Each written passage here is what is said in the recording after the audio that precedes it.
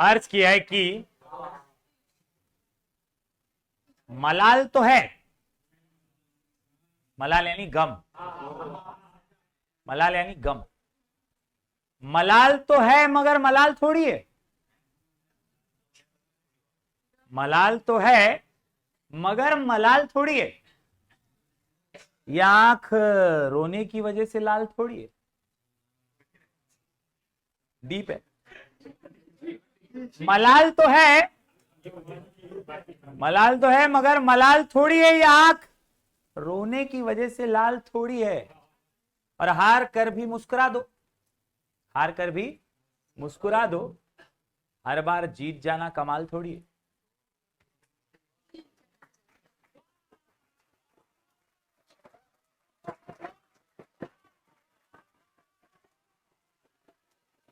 हर बार जब भी आप पढ़ने बैठें तो ये सोचें कि एग्जाम कब है या एग्जाम अब आने वाला है, इस सोच में कभी भी पढ़ाई नहीं हो पाएगी। और इसलिए जब आप पढ़ने बैठें तो सबसे आसान और सबसे सही तरीका अब पढ़ने का है पेपर सॉल्व करने का, पेपर्स में से पढ़ने का। सैंपल पेपर सॉल्विंग ये बहुत कमाल की चीज है जो आपको फास्ट पढ़ाई करने में मदद करेगी, क्विकली पॉइंट पे पहुंचने में मदद करेगी।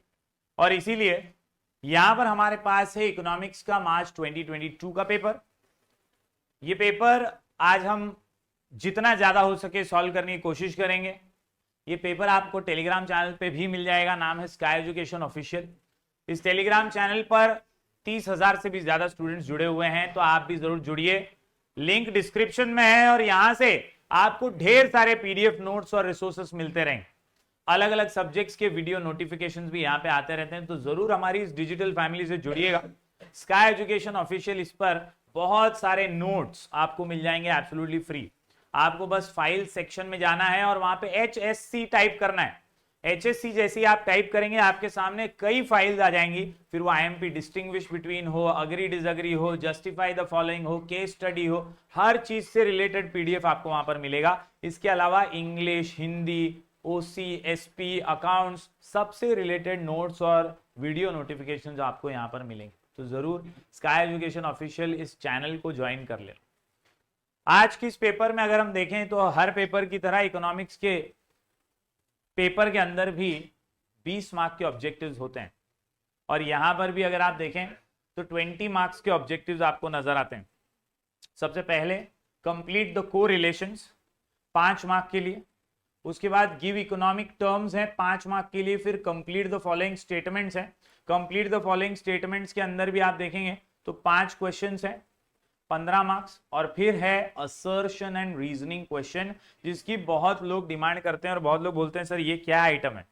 असर्शन एंड रीजनिंग ये कुछ पेपर्स में आया हुआ क्वेश्चन है और ऑब्जेक्टिव्स में नहीं आना चाहिए ऐसे क्वेश्चंस, ऐसा कई टीचर्स मानते हैं। लेकिन मेरा ओपिनियन ऐसा है कि यार बोर्ड एग्जाम है, बोर्ड वाला कुछ भी पूछ सकता है और उसके लिए हमें तैयार रहना चाहिए। असर्शन एंड रीजनिंग भी एक अच्छा ऑब्जेक्टिव टाइप क्वेश्चन है, बहुत सारे कॉम्पिटिटिव एग्जाम्स में ऐसे क्वेश्चन आते हैं। और महाराष्ट्र बोर्ड की 12th की एग्जाम को भी आप अगर सीरियसली पढ़ें तो ऐसे क्वेश्चंस के लिए आपको तैयार रहना चाहिए। हालांकि ये बहुत कम पेपर्स में आया है, बहुत सारे पेपर्स में पेपर सेट करने वाले ने भी इसको डालने से परहेज ही किया है, लेकिन अगर आ गया तो अपने को आना चाहिए इसके बारे में भी लिखने। तो आज हम लोग असर्शन एंड रीजनिंग भी देखेंगे। तो ऐसे करके 20 मार्क्स के ऑब्जेक्टिव्स आते हैं। जैसे ही 20 मार्क्स के ऑब्जेक्टिव्स हुए उसके बाद 2A में आता है identify and explain the concept. 2 mark का क्वेश्चन हमको 3 लिखने होते हैं, टोटल 6 मार्क्स। इसके अलावा डिस्टिंग्विश बिटवीन एनी 3, ये भी 2 मार्क का एक है, टोटल 6 मार्क्स का ये क्वेश्चन है। इसके बाद क्वेश्चन नंबर 3 के अंदर आपको आंसर द फॉलोइंग आते हैं। आंसर द फॉलोइंग जो है वंस अगेन ये आंसर द फॉलोइंग 4 मार्क का एक है, आपको कितने लिखने हैं 3, तो यहां पे 12 मार्क्स आपको मिलते हैं। ज्यादातर क्वेश्चन नंबर 3 के अंदर फीचर्स, स्कोप और टाइप वाले क्वेश्चन ही दिखेंगे। तो जिस भी चैप्टर में फीचर, स्कोप, टाइप से रिलेटेड क्वेश्चन है, जैसे features of utility, types of demand, scope of micro, scope of macro, importance, वैसे क्वेश्चन ही यहाँ पर दिखाई देंगे। जैसे यहाँ पे आपको दिख रहा है स्कोप ऑफ मैक्रो इकोनॉमिक्स है, फीचर्स ऑफ मोनोपोली है, फीचर्स ऑफ यूटिलिटी, काम भारी इधर ही हो गया अपना, पहले तीन ही अपने को आ गए। कॉन्सेप्ट समझ रहा है क्या बोल रहा हूं? तो इस तरह से दोस्तों आसानी से आज हमें पेपर एनालिसिस करना है और अपनी स्ट्रेंथ क्या है वो समझना है। प्रीलियम्स के जो रिजल्ट होते हैं अक्सर वो चौंका देने वाले भी होते हैं और अक्सर वो डरा देने वाले भी होते हैं। किसी को बहुत अच्छे मार्क्स आ जाते हैं, किसी को बहुत कम मार्क्स आ जाते हैं, लेकिन उस मार्क्स का कोई अहमियत नहीं रह जाता अगर आप उसको लेकर के बैठ जाएंगे। अगर आप सोचेंगे कि इसी के बेसिस पे मैं तो शेर हूं, तो आप ढेर हो जाएंगे। और अगर आप ये सोचेंगे कि यार ऐसा इसमें आया है तो बोर्ड में भी क्या ही हो जाएगा, छोड़ अभी मैं तो एवरेज स्टूडेंट हूं, एवरेज ही बन के रह जाता हूं, तो भी आप गलत है। आपको मेहनत निरंतर करना है, हर बार प्रयास करना है और उस प्रयास को गतिशील बनाकर आगे बढ़ना है। यहां पर अगर आप देखें क्वेश्चन नंबर 4 मार्क्स कमाने के लिए है, state with reason whether you agree और डिसएग्री। वंस अगेन 4 मार्क का है, 3 लिखने हैं, 4 3 12 मार्क्स। यहां पर भी कुछ क्वेश्चन जो है आगे के 5 चैप्टर्स में से और कुछ क्वेश्चन जो है पीछे के 5 चैप्टर्स में से आते हैं। फिर आता है सबसे इजी क्वेश्चन अब तक का, जब से लॉन्च हुआ है तब से हर पेपर में बहुत इजीली लोगों ने इसको लिखा है। हालांकि यहां पे भी बहुत हार्ड क्वेश्चन आ सकते हैं, लेकिन अभी तक जितने भी पास पेपर्स आप देखेंगे, जब से क्वेश्चन नंबर 5 लॉन्च हुआ है नए पेपर पैटर्न के हिसाब से, तब से यहां पर 1 सेंटेंस 1 वर्ड के ही आंसर्स पूछे गए। डायग्राम में से या टेबल में से या पैराग्राफ में से, पैसेज में से आंसर लिखने को आता है और वो इतना आसानी से मिल जाता है कि 4-4 मार्क्स लोगों को इजीली मिल जाते हैं। और वही यहां पर आपको 2 लिखने हैं, 4 मार्क का एक, 8 मार्क्स के लिए कैलकुलेशन। इसके बाद हम बढ़ते हैं आगे और फिर आता है हमारा क्वेश्चन नंबर 6, सबसे मेन क्वेश्चन। और इस क्वेश्चन नंबर 6 में अगर हम देखें तो आपको एनी 2 लिखने होते हैं, एनी 2 लिखने होते हैं 3 में से। और यहां पे आप देख सकते हैं concept of variation and change, meaning of index number and steps involve in construction of index number, और आखिर में various sources of public revenue. ये 3 क्वेश्चन देखकर कई लोगों को झटका भी लगता है कि अबे साला एक भी लॉ नहीं है, मैं तो लॉ ऑफ डिमांड पढ़ लिया था, लॉ ऑफ सप्लाई पढ़ लिया था, लॉ ऑफ डीएमई भी नहीं आया यहाँ पे। कई बार ऐसा लग सकता है, लेकिन कितना भी कोई भी आपको समझा ले कि यही पढ़ो, वही पढ़ो, यही करो, वैसा ही करो, इकोनॉमिक्स ये कॉन्सेप्चुअल सब्जेक्ट है। इसमें कॉन्सेप्ट क्लियर तो ही नो फियर, वरना हमेशा डर सताएगा। आपको ये सोचकर कभी भी नहीं जाना है इकोनॉमिक्स में कि मैंने ये पढ़ा, यही आना चाहिए था। इकोनॉमिक्स के पेपर में कुछ भी आ सकता है और उसके लिए आपको रेडी रहना है, क्योंकि इकोनॉमिक्स का वेटेज ओसीएसपी जैसा नहीं है ना। ये मैं कई बार बोल चुका हूं। ओसीएसपी में अपने को मालूम पड़ जाता है इस चैप्टर से इतना आने वाला है, यहाँ पे 7 mark 8 mark, 7 mark 8 mark, 7 mark 8 mark, हर चैप्टर वैसे ही है।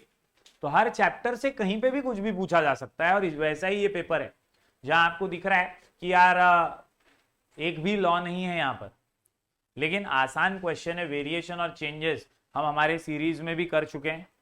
इंडेक्स नंबर का कंस्ट्रक्शन और सोर्सेस ऑफ पब्लिक रेवेन्यू, इसमें टैक्स और नॉन टैक्स याद है सबको। तो मैं आप ही से पहले पूछूंगा कि अभी अपने को पहले क्या देखना है। ऑब्जेक्टिव्स का देखते हैं, असर्शन एंड रीजनिंग देखते हैं। बाकी ऑब्जेक्टिव्स तो इतना कुछ खास नहीं है, असर्शन एंड रीजनिंग पे आ जाते हैं फटाफट से। देखो क्वेश्चन नंबर 1 ए का तो मैं चाहूंगा आप लोग भी आंसर देते रहें। जो लोग वीडियो देख रहे हैं कमेंट में आंसर दे देना, जो लोग यहाँ पर बैठे हैं वो लोग भी प्रॉम्प्ट कर सकते हैं। Macro economics dash micro economics price theory, तो इधर कौन सी थियरी है? Income theory. फीचर्स वाला आंसर पड़ा है तो ये ऑब्जेक्टिव नल है। डायरेक्ट डिमांड फूड और मोबाइल का होता है, लैंड और लेबर का कौन सा डिमांड होता है? Indirect demand. क्यों भाई? ये फैक्टर ऑफ प्रोडक्शन है, तो फैक्टर्स का डिमांड इनडायरेक्ट। भाई परफेक्टली इलास्टिक का formula ED is equal to infinite है, तो ईडी इज इक्वल टू 1 किसका है? ये ED is equal to 1 unitary elastic demand. समझ में आ रहा है? आगे बढ़ते हैं दोस्तों। आउटपुट मेथड है प्रोडक्ट मेथड, इसका ही नाम है आउटपुट मेथड का ही दूसरा नाम है product method. Factor cost method का दूसरा नाम क्या है? इनकम मेथड है। फैक्टर कॉस्ट यानी लैंड लेबर ये सबको क्या फैक्टर को कॉस्ट मिलता है, तो उनकी इनकम है ना, RIPW, रेंट, फिर इंटरेस्ट, वेजेस, प्रॉफिट, याद है? तो ये कौन सा मेथड है? Income. Personal income tax dash goods and service tax indirect tax, ये कौन सा है? Direct tax. Easy PG. मतलब ये 5 मार्क्स तो सबको आने चाहिए, नहीं आए मार्क करके ले लो, ऐसे टाइप के फिलअप्स आ सकते हैं दोस्तों। आगे बढ़ते हैं। गिव इकोनॉमिक टर्म्स, पहले वर्ड पे ही आंसर मिल जावे। Additional utility derived by consumer from an additional unit. Marginal utility क्या है ये? Price being constant demand falls due to unfavourable change in factors. Unfavourable है तो क्या हुआ ये? Decrease in demand. क्या हुआ ये? Decrease. Revenue per unit of output sold, per unit of revenue की बात हुई। कितने रेवेन्यू अपने पास? 3। Total revenue, marginal revenue, average revenue. ये वाले में वो बोल रहा है पर यूनिट। क्या बोल रहा है? तो कौन सा? Average revenue. Period in which all factors of production are variable. आपने मार्केट देखे अलग अलग, कौन सा मार्केट है? अपन ने चैप्टर नंबर 5 में देखा है ना कि नहीं? Types of market, forms of market, कोई शॉर्ट है, कोई लॉन्ग है, कोई वेरी लॉन्ग है, कोई वेरी शॉर्ट है, याद है? उसी का क्वेश्चन है, अभी दिखाता हूं इसके अंदर थोड़ी देर में।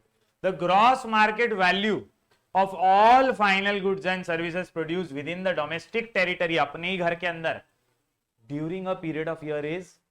यहां पे बहुत सारे बच्चे कंफ्यूज हुए थे इस साल जब ये पेपर हुआ था। लोगों ने नेशनल इनकम लिखा था, लोगों ने जीडीपी भी लिखा था। हालांकि पहले टीचर्स जो चेक करे थे उनमें भी कंफ्यूजन था, लेकिन बाद में बोर्ड ने मीटिंग लेके बोला नेशनल इनकम जीडीपी दोनों लिया, राइट भेटेल। ओके, तो नेशनल इनकम जीडीपी दोनों लिखोगे तो चलेगा। Complete the following statement. Whole economy studied in, easy, whole बोला तो पूरा आ गया, तो मैक्रो। माइक्रो मैक्रो में कंफ्यूज नहीं होने का, छोटे छोटे question. When percentage change in quantity demanded is less than percentage change in price, the demand curve is less than बोला है, less than, less than, less than, less than, less than। जब percentage change in quantity demanded is less than बोल रहा है वो, मतलब ये अपना डायग्राम है, एक्स एक्सिस वाई एक्सिस, ये क्या है? P for. वो क्या बोल रहा है? When percentage change in quantity is less than percentage change in price, मतलब प्राइस में चेंज होने वाला है, राइट? तो एक P1 बना दिया, एक P1 बना देते हैं। चेंज हुआ, ये इतना चेंज हुआ, P पे Q इधर था, P1 पे इधर रह गया। समझ में आ रहा है? इससे कम चेंज हुआ ना, इससे कम चेंज, तो ये लाइन कितनी है? ये स्टीपर है। कैसी है? The cost incurred by the firm to promote sales is steeper. बहुत मारूंगा स्लीपर से। The cost incurred by the firm to promote sales, total cost है, एवरेज कॉस्ट है, मार्जिनल कॉस्ट है या सेलिंग कॉस्ट है? तो जो खर्चा सेल्स को प्रमोट करने के लिए होगा वो सेलिंग कॉस्ट में ही आएगा। Next, budget that consist of revenue receipts and revenue expenditure. Revenue receipts and, तो क्या है वो? कौन सा बजट है? रेवेन्यू बजट है, कैपिटल बजट है, गवर्नमेंट बजट है कि फैमिली बजट है? सोचो जरा, क्या लगता है? Revenue receipt, revenue expenditure will be revenue budget only.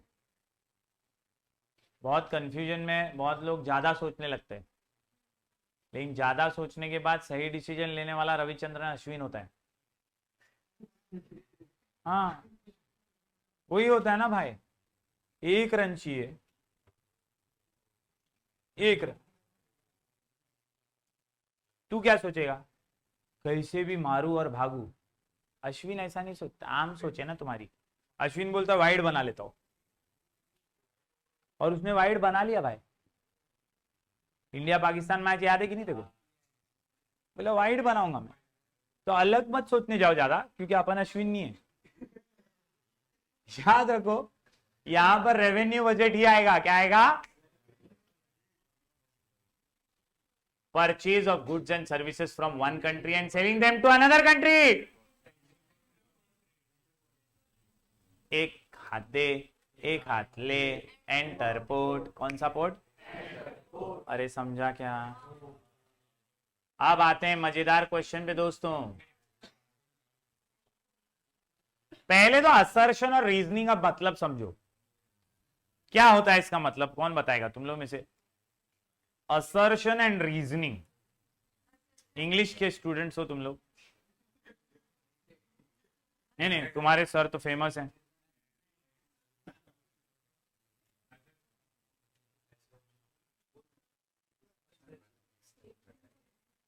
Statements मुझे भी पता है, वो वहां लिखा है बेटा, स्टेटमेंट्स ही होते हैं वो। असर्शन एंड रीजनिंग मतलब एक सेंटेंस या एक स्टेटमेंट जो बताया गया है, जो असर्ट किया जा रहा है, उसका रीजन और वो स्टेटमेंट, उसका रीजन और उसका स्टेटमेंट दोनों आपको प्रॉपरली मैच करना है। Statement should justify the reason, reason should justify the statement. समझ में आ रहा है? अब बात यहां पे खत्म नहीं होती। महाराष्ट्र बोर्ड बोलता है असं नसं, असं कसं, आपण सीबीएसई थोड़ी है, अपन महाराष्ट्र बोर्ड है। तो इसलिए वो क्या करता है, पहले असर्शन भी रीजनिंग भी दोनों दे देता है, और फिर बोलता है अपने को कि तुम बोलो कि इसमें ये ट्रू कौन सा, फॉल्स कौन सा। ऐसा भी हो सकता है कि हमने तुमको स्टेटमेंट में एड़ा बनाया हो, लेकिन रीजन सही दिया हो। रीजन स्टेटमेंट में तुमको एड़ा बनाया हो सकता है ऐसा। तो यहां पे ऑप्शंस में खेल है दोस्तों। बहुत सारे बच्चे सोचते हैं कि इसको लिखे कैसा, लिखे कैसा, मतलब हमको आता तो है, सब समझ गया तुम्हारा बोल बच्चन, लेकिन लिखे कैसा हम लोग? We should write just A B C what, tell us that properly. देखो बात बहुत सिंपल है, आप ऑप्शन लिखेंगे तो भी राइट मिलेगा, लेकिन मेरे जैसा एग्जामिनर होगा तो बोलेगा ये क्या शाना बन समझता है अपने आप को। नहीं, मैं तो जो मेरे बैच में उस समय बच्चे होंगे उनको दिखाऊंगा भी पेपर में, बोले ये देखते एड़े ABC लिखा है, इनको लगता है मैं मार्क्स दूंगा इनको। आपको क्या करना चाहिए, एक आइडियल स्टूडेंट को क्या करना चाहिए, जो पूरा ऑप्शन है ना वो लिखना ही चाहिए। टाइम वाइम कुछ इतना जाता नहीं है। बड़े तुम लोग ऐसे टाइम मैनेजमेंट के गुरु बन के पेपर लिखने मत जाओ। ये पूरा लिखने का सेंटेंस, जो सही ऑप्शन है उसका नंबर लिखने का, A B जो भी है वो अल्फाबेट लिखने का, और फिर पूरा स्टेटमेंट भी लिखने का। ठीक है? असर्शन क्या बोल रहा है? असर्शन यह है कि marginal utility goes on diminishing. वाह, सही लग रहा है, क्योंकि मार्जिनल यूटिलिटी तो डिमिनिश ही होती है। रीजनिंग क्या है? Total utility increases eight diminishing rate. आप देखो TU जो है वो डिमिनिशिंग रेट पे ही तो बढ़ रही है, और MU जो है वो डिमिनिश ही हो रही है। मतलब असर्शन और रीजनिंग दोनों सही है। कॉन्सेप्ट समझ रहा है ना? अब उसने ऑप्शन में क्या दिया है, A इज ट्रू, मतलब assertion is true but reasoning is false, या assertion is false but reasoning is true. Both statements A and R are true. ध्यान से, A और R दोनों ट्रू है, and R is the correct explanation of A। Both statement A and R are true and R is not the correct explanation of A. भाई बात को समझने के लिए भले ही ऑब्जेक्टिव्स है, लेकिन आपको relationship between TU and MU आना चाहिए। अगर आपको वो ही नहीं आता है तो आप कैसे मार्क्स लाएंगे? और इसीलिए मैं हमेशा बोलता हूं कि इकोनॉमिक्स ये कॉन्सेप्चुअल है, OCM के जैसा बिल्कुल नहीं है। यस, पहला, both statements A and R are true and R is the correct explanation of A. समझा? पक्का? एवरीवन? ऐसा क्यों? क्योंकि टोटल यूटिलिटी डिमिनिश हो रही है ना, डिमिनिशिंग रेट पे ही वो कम हो रही है, भले बढ़ रही है. TU is increasing but it is increasing at diminishing rate, and ultimately every consumer, when he consumes more and more of a commodity, his marginal utility is diminishing. That is why it is the correct explanation of. जितना ज्यादा एक ही चीज को consume करेंगे उतना ज्यादा हमारी इच्छा कम हो जाएगी. दूसरा, ए, with rising price supply of commodity falls, seller earns more profit at higher price. Rise जब होता है प्राइस, सप्लाई फॉल होता है क्या? होता है क्या? नहीं होता है, क्योंकि प्राइस ऊपर सप्लाई ऊपर, प्राइस नीचे सप्लाई नीचे. तो ये तो गधा क्या बोल रहा है, प्राइस बढ़ा तो सप्लाई कम हो गया बोल रहा है, तो ऐसा तो है ही नहीं. Seller earns more profit at higher price, तो हाँ भाई ये होता है कि ज्यादा पैसा मिलेगा तभी तो वो ज्यादा बेच रहा है ना, बराबर है. अब ऑप्शन क्या दिए, A is true but R is false, तो ए तो ट्रू है ही नहीं, तो पहला ऑप्शन गलत है, क्योंकि ए तो ट्रू है ही नहीं. A is false but reasoning is true, तो इसमें ए फॉल्स बोला है तो अपन इसको रख सकते हैं साइड में कि हाँ ये हो सकता है. A is false but R is true.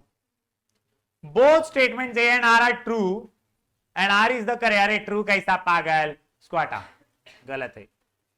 Both statements A and R true and R is not the correct. पागल हो गया भाई. A is false but R is true. A is false but R is true. A is false but easy. क्या हो गया भाई? ए प्रगतीश,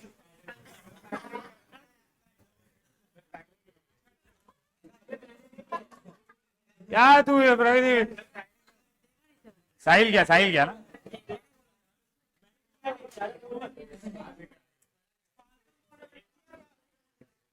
Oh my God! Sahil is also getting angry. Sahil, तू भी भड़क. ठीक है साहिल, it's okay.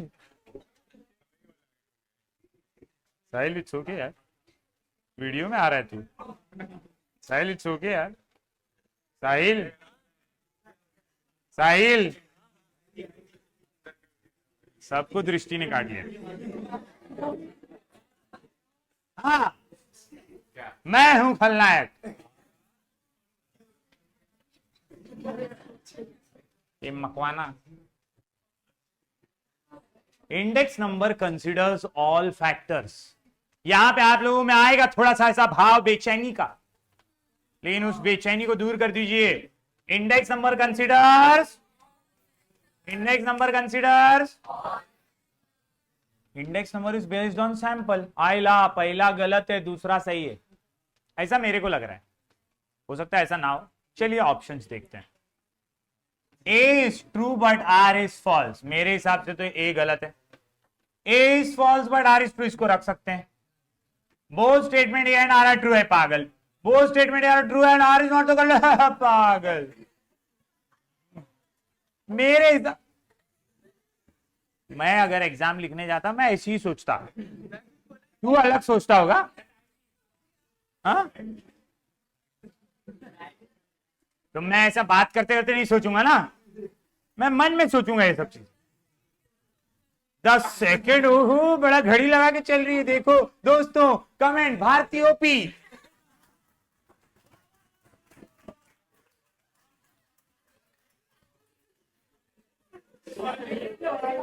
हाँ, A is false but R is true.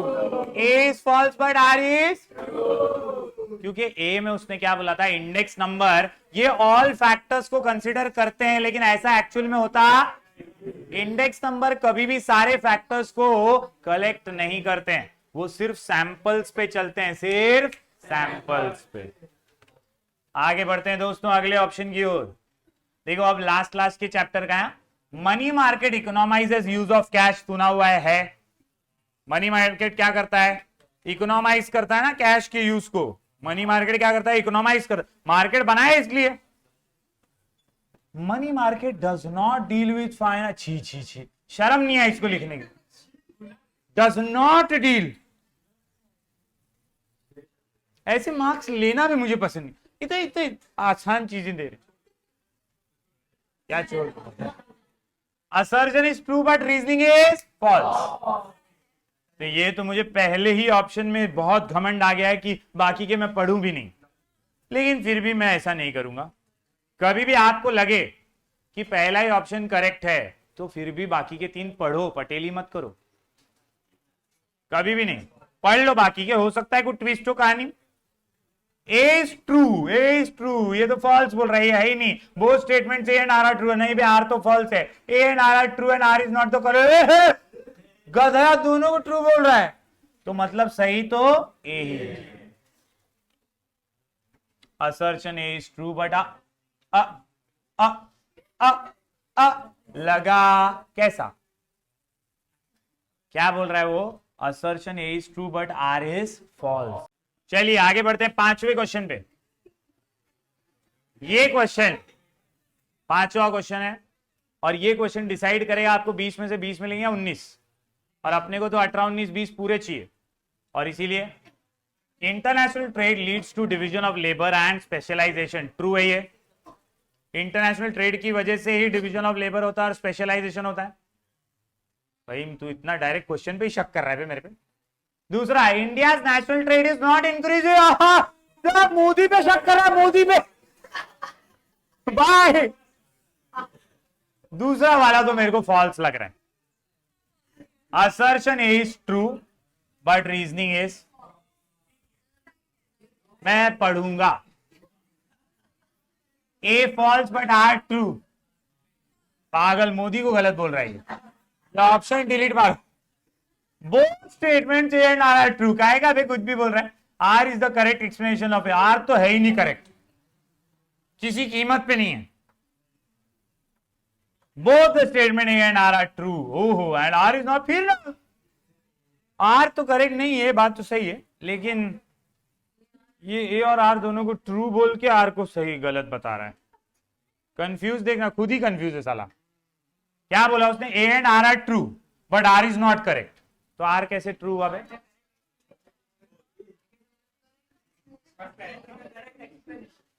तो अभी क्या करूं, वो लिख दू चौथा वाला। बस पढ़ी लीजिए, आगे पढ़ो आगे पढ़ो, आगे क्या पढ़ के क्या करूं आगे। A is true but R is, मतलब कोई भी बोर्ड हो आपका, मोदी जी के खिलाफ नहीं जा सकता। दोस्तों बहुत सिंपल बात है, असर्शन एंड रीजनिंग के लिए मेरा टिप यही है कि whenever you come across assertion and reasoning, you have to read the question completely thoroughly.